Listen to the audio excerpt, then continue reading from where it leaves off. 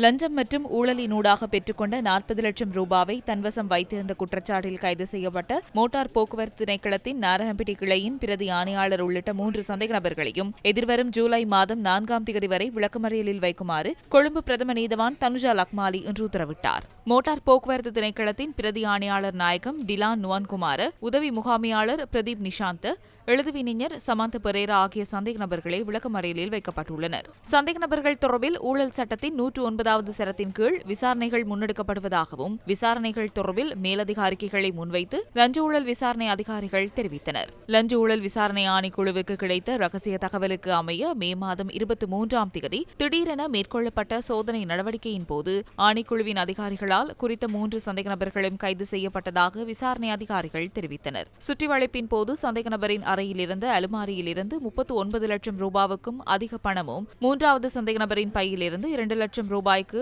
அதிக பணம் கண்டறியப்பட்டதாக விசாரணை அதிகாரிகள் தெரிவித்தனர். சுற்றிவளைப்பு நடத்தப்பட்ட தினத்தில் நிறுவன வளாகத்தில் பதிவான அனைத்து சிசிடிவி காட்சிகளும் அளிக்கப்பட்டுள்ளதாகவும் மொரட்டுவ பல்கலைக்கழகத்தின் உதவியுடன் விசாரணைகளை நடத்தியதாகவும் விசாரணை அதிகாரிகள் தெரிவித்தனர். மோட்டார் வாகன போக்குவரத்து திணைக்களத்தின் நாராயம்பட்டி கிளையில் உள்ள சிசிடிவி தரவு கட்டமைப்பு கடந்த ஏப்ரல் மாதத்திலிருந்து செயலிழந்துள்ளதாகவும் அது தொடர்பில் விடயத்துடன் தொடர்புடைய விசாரணை அதிகாரிகளுக்கு அறிவிக்கப்பட்டுள்ளதாகவும் 3வது சந்தேக நபர் சார்பில் ஆஜரான சட்டத்தரணிகள் நீதிமன்றத்துக்கு அறிவித்தனர். பிரச்சினையுடன் தொடர்புடையதாக கண்டுபிடிக்கப்பட்ட அலுமாரி அந்த நிறுவனத்தால் பொதுவாக பயன்படுத்தப்படும் அலுமாரி எனவும் குறித்த அலுமாரி தமது சேவை பெறுநரின் கட்டுப்பாட்டில் இல்லை எனவும் சட்டத்தரணிகள் வாதிட்டனர். குறித்த வழக்கு எதிர்வரும் ஜூலை மாதம் 4ஆம் தேதி மீண்டும் விசாரணைக்கு எடுத்துக் கொள்ளப்பட உள்ளது.